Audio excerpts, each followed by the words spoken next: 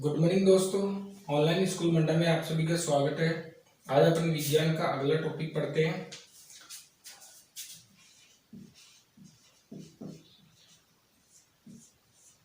अगला टॉपिक है अपवर्तनांक।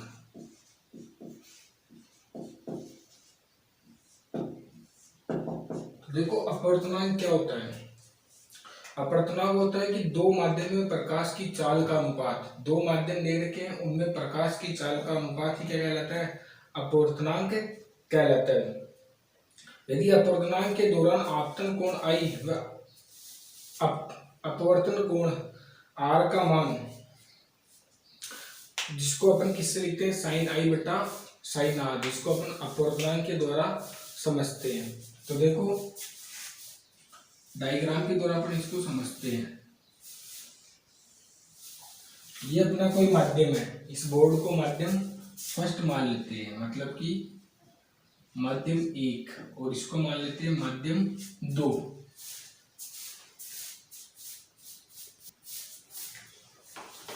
तो ये है माध्यम एक और एक माध्यम दो। जब कोई किरण आपतित होती है, जो ये माध्यम दो और माध्यम एक को जो पत्रकारी पृष्ठ होता है, ये लाइन ये इन दोनों माध्यमों को अलग अलग कर रही है। जब कोई किरण आपतित होती है, आपतित किरण, तो यह किरण जैसे आपतित होगी तो ये बिंदु कहलाता है आपतन बिंदु। आपतन बिंदु पर जब यह किरण अपन देखते हैं कि जब कोई किरण अपवर्तित होती है, अब यहाँ से ये आपतित हुई किरण पृष्ठ से टकराई, आपतन बिंदु से टकराई, और टकराने के पश्चात ये अपवर्तित होती है। तो अपवर्तित होती है, यह अभिलंब। जब यह किरण अपवर्तित होती है तो अभिलंब की तरफ झुक जाती है, अभिलंब की तरफ झुक जाती है। यह अपवर्तित किरण है, अपवर्तित किरण यह अभिलंब की तरफ झुक जाती है। मतलब कहने का मतलब ये हुआ कि साइन आई जो आपतन कोण है और साइन आर जो अपवर्तन कोण है, ये दोनों ही अपवर्तनांक कहलाते हैं। इन दोनों का मान ही क्या कहलाता है, अपवर्तनांक कहलाते हैं। तो अपवर्तनांक क्या होता है कि दो माध्यमों में प्रकाश की चाल का अनुपात, माध्यम एक और माध्यम दो, ये विरल माध्यम है, ये सघन माध्यम है। विरल माध्यम में प्रकाश की चाल अधिक होती है और सघन माध्यम में प्रकाश की चाल कम होती है। मैंने आपको समझाया था क्यों होती है, क्योंकि सघन माध्यम में कण पास में होते हैं और विरल माध्यम में दूर दूर होते हैं। तो देखो साइन आई बटे साइन आर, यह है अपवर्तनांक। इस नियम को अपन स्नेल का नियम भी पढ़ा था, इसको अपन स्नेल का नियम भी कहते हैं। तो देखो अब अपन एग्जाम्पल के द्वारा समझते हैं। ये माध्यम दो है, ये माध्यम एक है। तो माध्यम दो का अपवर्तनांक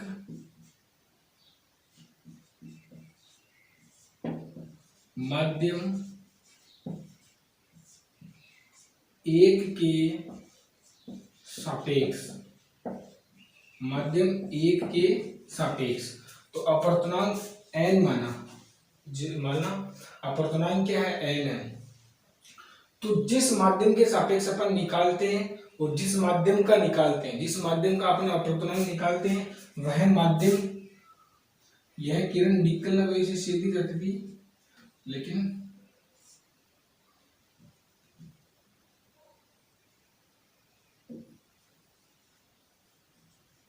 तो देखो माध्यम दो का अपन अपवर्तनांक निकालते हैं। तो माध्यम दो में व्यक्ति खड़ा है, यहां से वह देख रहा है किरण को। तो माध्यम दो का अपवर्तनांक, माध्यम एक के सापेक्ष। तो माध्यम एक के सापेक्ष देखो क्या करते हैं, जिसका अपन अपवर्तनांक निकालते हैं उसको पहले लिखते हैं, और जिसके सापेक्ष निकालते हैं उसको बाद में लिखा जाता है। जिसका अपन अपवर्तनांक निकालते हैं वह पहले, और जिसके सापेक्ष अपन अपवर्तनांक निकालते हैं उसको बाद में लिखा जाता है। तो देखो इस माध्यम में प्रकाश की चाल v1 है, इस माध्यम में प्रकाश की चाल v2 है। तो जब प्रकाश की किरण v1 से v2 में आएगी तो उसका वेग कम होगा। वेग क्या होगा? कम, क्योंकि ये सघन माध्यम है और ये विरल माध्यम है। इसको लिया था अपन ने वायु और इसको लिया था पानी। तो देखना, इसका वेग निकालने के लिए क्या करेंगे, जिसके सापेक्ष अपन निकालते हैं उस राशि को तो ऊपर लिखते हैं बट्टे के अंदर, और जिसका अपन अपवर्तनांक निकालते हैं उसको नीचे की तरफ लिखते हैं। तो देखो जिसके सापेक्ष निकालते हैं उसमें प्रकाश का वेग कितना है? v1, और जिसका अपन अपवर्तनांक निकाल रहे हैं वो क्या है? v2। यही अपना क्या होता है? अपवर्तनांक का सूत्र होता है। यही अपना क्या होता है? अपवर्तनांक कहलाता है। तो यह अपना टॉपिक अपवर्तनांक था कि दो माध्यमों में प्रकाश की चाल का अनुपात क्या कहलाता है? अपवर्तनांक कहलाता है।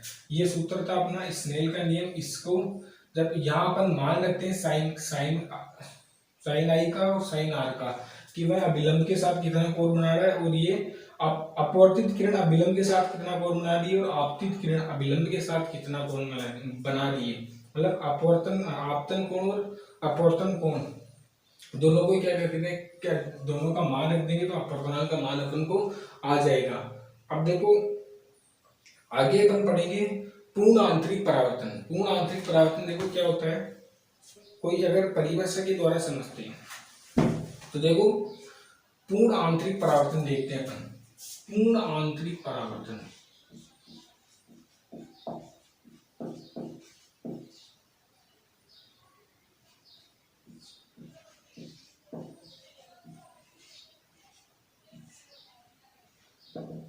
तो देखो पूर्ण आंतरिक परावर्तन में क्या होता है, इसके नाम से देखो आप, पूर्ण मतलब कि सारा, आंतरिक मतलब अंदर ही, परावर्तन मतलब कोई किरण गई और टकराई, उसी माध्यम में वापस आ गई।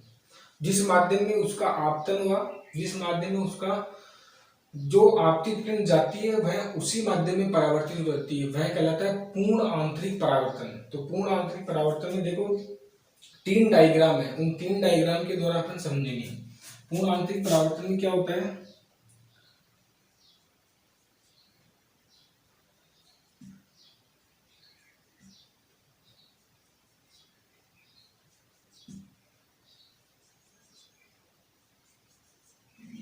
एक यह अभिलंब है अपना, ये क्या है? अभिलंब है, अभिलंब।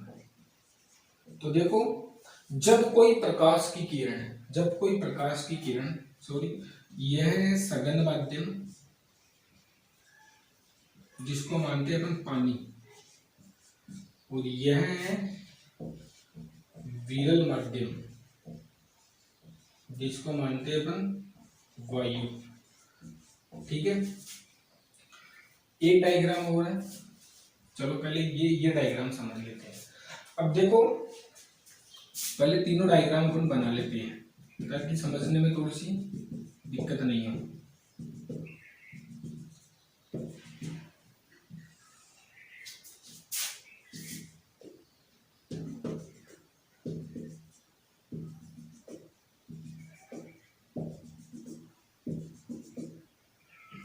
यह 3 डायग्राम दे रखे हैं अपन को, ठीक है, डायग्राम 1, डायग्राम 2 और ये डायग्राम 3। अब इन तीनों डायग्राम की मदद से अपन देखते हैं कि जो प्रकाश की किरण है वह सघन माध्यम में आपतित होती है, सघन माध्यम से आती है, आपतित होती है, और ये जो पृथक पृष्ठ है जो दोनों माध्यमों को अलग करता है, उस पृष्ठ के मध्य बिंदु पे वह आपतित होती है, और आपतन के पश्चात वह किरण अपवर्तित हो जाती है। आपतन के पश्चात वह किरण अपवर्तित हो जाती है।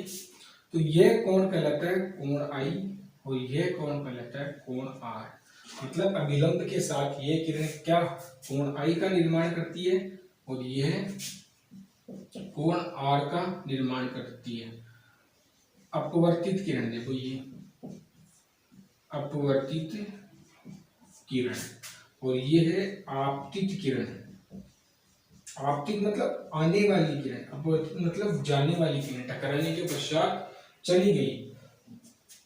यह एक है पूर्ण आंतरिक परावर्तन कि पहला डायग्राम के द्वारा समझते हैं कि जब कोई किरण किसी भी पृथककारी पृष्ठ मतलब दो माध्यमों के पृथक जो पृष्ठ होता है, दो दो माध्यमों को जो अलग पृष्ठ करता है, उस पृष्ठ के अभिलंब के मध्य बिंदु से टकरा के वह रेखा कोण R पर अपवर्तित हो जाती है। ऐसे ही दूसरा डायग्राम देखते हैं। अब अगर अपन कोण I का मान बढ़ाते हैं, मतलब आपतन कोण होता है, आपतन कोण का अगर मान अपन बढ़ाते हैं, मान लो ये अपन ने आपतन कोण का मान बढ़ाया, तो यह आपतन कोण का मान बढ़ते ही किरण क्या होगी, जो ये पृथक पृष्ठ होता है जो दोनों माध्यमों को पृथक करता है, इस पृष्ठ के समांतर हो जाती है। इस पृष्ठ के क्या होगी, समांतर हो जाएगी, क्योंकि ये किरण ऊपर जाएगी, अभिलंब के साथ जितना अधिक कोण बनाएगी वह किरण उतना ही समांतर होती जाएगी। तो यह किरण कोण R का मान कितना हो जाएगा, 90 डिग्री। और यही अवस्था कहलाती है क्रांतिक कोण, मतलब अभिलंब और जो आपतित किरण है इन दोनों के मध्य का जो कोण बनता है वह कहलाता है क्रांतिक कोण कहलाता है। इस कोण को अपन बोल सकते हैं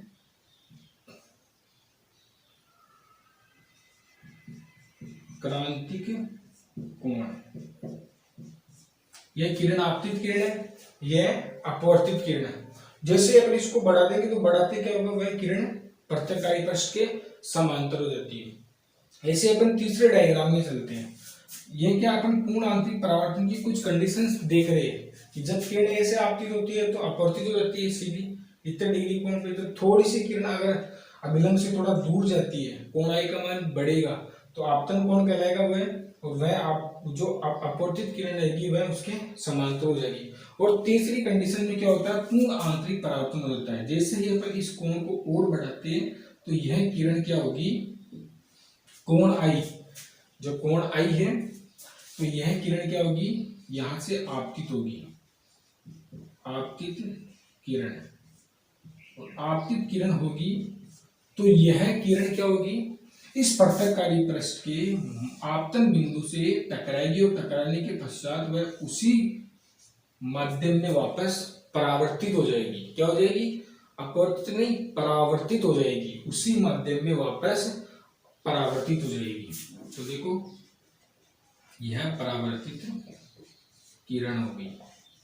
तो कहने का मतलब ये हुआ कि पूर्ण आंतरिक परावर्तन को अगर अपन देखें तो पूर्ण आंतरिक परावर्तन वह कहलाता है कि जब कोई किरण एक माध्यम से आपतित होती हुई दोनों माध्यमों के जो पृथककारी पृष्ठ होता है उससे टकराकर वापस उसी माध्यम में परावर्तित हो जाती है, वह क्या कहलाता है, पूर्ण आंतरिक परावर्तन। अब पूर्ण आंतरिक परावर्तन में जो ये कोण बनता है, ये कोण होता है R। क्या होता है, R, जिसको बोलते हैं परावर्तन कोण। क्या बोलते हैं, परावर्तन कोण। अपवर्तन कोण नहीं, परावर्तन कोण। अभिलंब के साथ जो कोण बनाती है वह परावर्तन कोण कहलाता है। तो ये अपना है पूर्ण आंतरिक परावर्तन को ऐसे अपन समझ सकते हैं। ये तीनों डायग्राम के द्वारा आप समझ गए होंगे, बहुत अच्छे से समझ गए होंगे। इनको वापस देखना। इसकी जो ये पूरा चैप्टर है इसके नोट्स में आपको दिक्कत हो, कोई घबराने की बात नहीं कि नोट्स नहीं मिलेंगे, नोट्स आपको पीडीएफ के द्वारा मिलेंगे। जैसे ही ये चैप्टर कंप्लीट हो जाएगा तो हमारी फेसबुक पेज और फेसबुक ग्रुप और व्हाट्सएप ग्रुप में यह, और जो आपके जो लास्ट चैप्टर होगा, चैप्टर का जो लास्ट लेक्चर होगा उस लेक्चर के डिस्क्रिप्शन बॉक्स में इसकी पीडीएफ आपको मिल जाएगी। पूरे चैप्टर के नोट्स मिल जाएंगे, एकदम नोट्स शॉर्ट और बहुत अच्छे लिखे हुए आपको नोट्स मिलेंगे ताकि आपको समझ में आ जाएगी। सरल भाषा में होंगे वह नोट्स, तो इसलिए आप पूर्ण आंतरिक परावर्तन ये होता है। केवल वीडियो के अंदर आपको समझना है, लिखने की कोई दिक्कत नहीं है। लिखने के लिए मैं आपको नोट्स प्रोवाइड करूंगा। तो देखो ये पूर्ण आंतरिक परावर्तन अपना हो गया। अब इसके बाद अपन पढ़ेंगे वर्ण विक्षेपण है। वर्ण विक्षेपण है तो देखो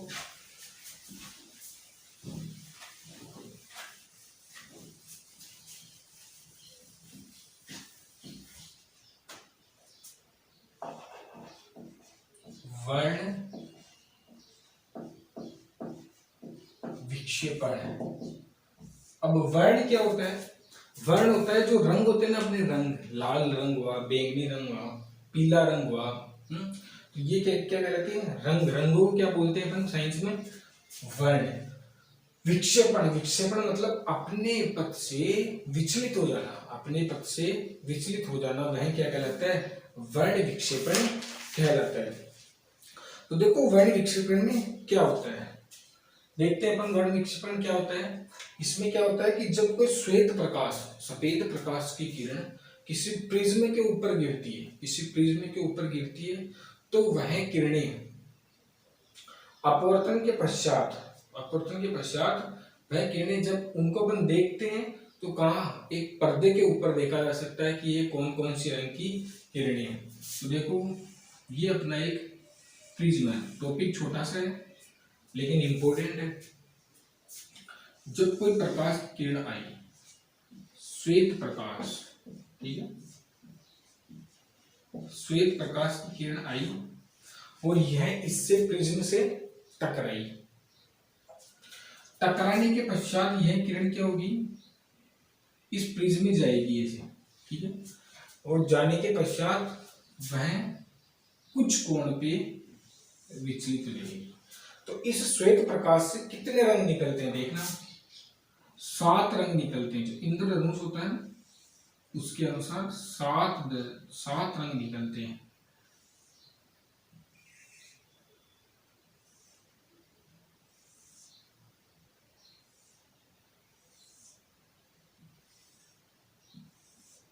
ठीक है, ये 7 रंग निकलेंगे। जब इस श्वेत प्रकाश को यहाँ प्रिज्म रखा हुआ है और इस प्रिज्म के इस साइड अपन एक पर्दा लगा देते हैं, उस पर्दे पे अपन इन सभी रंगों को देख पाते हैं। तो इन रंगों का एक क्रम होता है, इन रंगों का एक क्रम होता है जिसको क्या बोलते हैं, VIBGYOR।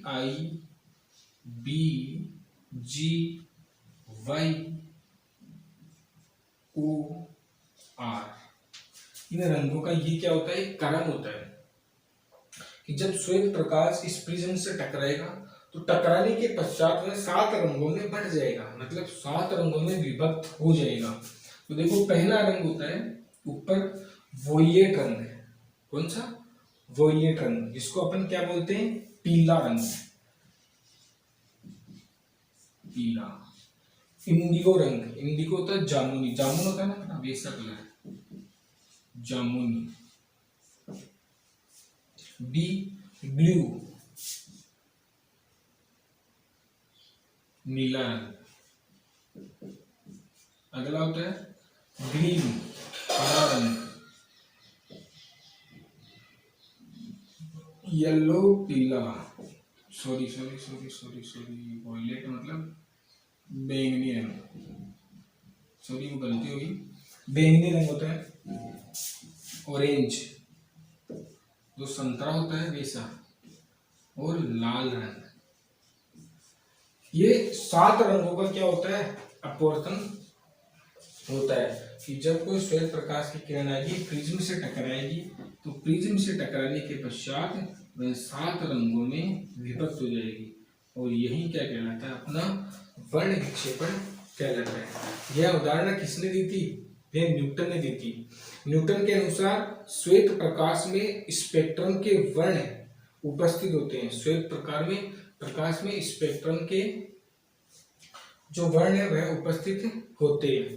इन 7 रंगों के प्राप्त होने पर मुख्य कारण यह है कि अलग अलग रंगों की किरणें प्रत्येक माध्यम में अलग अलग वेग से गति करती है, कि अलग अलग प्रत्येक माध्यम में अलग अलग गति करेगी। जैसे कि यह माध्यम अपना, ठीक है, जैसे कि यह माध्यम पानी है और यह माध्यम वायु है। मैंने आपको समझा भी दिया था कि जब कोई किरण आपतित हो रही है, मान लो लाल रंग आपतित हो रहा है, ठीक है, और यहां से ये क्या हो रहा है, अपवर्तित हो रहा है। तो अपवर्तित हो रहा है ना ये, तो ये इस माध्यम में इसका वेग अलग होगा, और जैसे ही माध्यम चेंज कर दे अपन, मान लो यहाँ वायु है और यहाँ कांच है, तो ये दोनों माध्यम अलग हो गए। तो यहाँ और यहाँ इन दोनों माध्यमों में क्या होगा, लाल रंग का वेग होगा, वह क्या होगा, अलग अलग होगा, सेम नहीं होगा कि जिस वेग से इसमें चल रही जिस वेग उसी वेग से उसमें चलेगी, नहीं, दोनों में क्या होगा, अलग अलग वेग से गति करेगी ये। लाल रंग के प्रकाश का वेग बैंगनी रंग के प्रकाश से अधिक होता है। अब देखो लाल रंग होता है ना, उसका वेग क्या होता है, बैंगनी रंग से बहुत ज्यादा होता है। लाल रंग बहुत जो उसका वेग होता है वह ज्यादा होता है, तभी तो अपन लाल रंग को जल्दी से अपनी आंख बहुत कैच कर लेती है, मतलब लाल रंग दिखते हैं अपन थोड़े से, या लाल रंग जल्दी दिखा। और एक बैंगनी कलर होता है, वो बैंगनी कलर थोड़ा धीरे अपन को दिखाई देता है, उसका वेग कम होता है इसलिए। आप देखो निर्वात को छोड़कर, कहाँ, निर्वात को छोड़कर, निर्वात में प्रकाश, निर्वात में अलग होता है, निर्वात को छोड़कर लाल रंग का वेग क्या होता है, हर जगह अधिक होता है। रंग से प्रकाश से अधिक होता है, निर्वात को छोड़कर, अतः अपवर्तन के पश्चात बैंगनी रंग की किरण अभिलंब की तरफ से सबसे ज्यादा मुड़ जाती है। और अब जो अपवर्तन के पश्चात क्या होता है, बैंगनी रंग की किरण क्या होती है, अभिलंब की तरफ ज्यादा मुड़ जाती है। अपवर्तन के पश्चात बैंगनी रंग की किरण, मान लो ये बैंगनी रंग की किरण है, तो ये अभिलंब की तरफ से थोड़ी ज्यादा मुड़ जाती है, इधर अभिलंब की तरफ आ जाती है, मतलब बैंगनी रंग की किरण अभिलंब की तरफ सबसे ज्यादा मुड़ती है, वो अभिलंब की तरफ ज्यादा पास में आती है बैंगनी रंग की किरण। जब अपवर्तन होगा ना, ये बैंगनी रंग की किरण है, तो ये बैंगनी रंग की किरण जब आपतित होगी, आपतित होने के पश्चात वापस अपवर्तित होगी, तो ये अभिलंब की तरफ बहुत ज्यादा मुड़ जाती है। रंगों के विक्षेपण का क्रम मैंने बता दिया था, VIBGYOR, ये होता है विक्षेपण का क्रम, जिसे अपन क्या बोलते हैं, बेजानी है पी नीला। देखो पहला बैंगनी, फिर जा, फिर नी, फिर है, फिर पी, फिर आ ला, ठीक है। तो देखो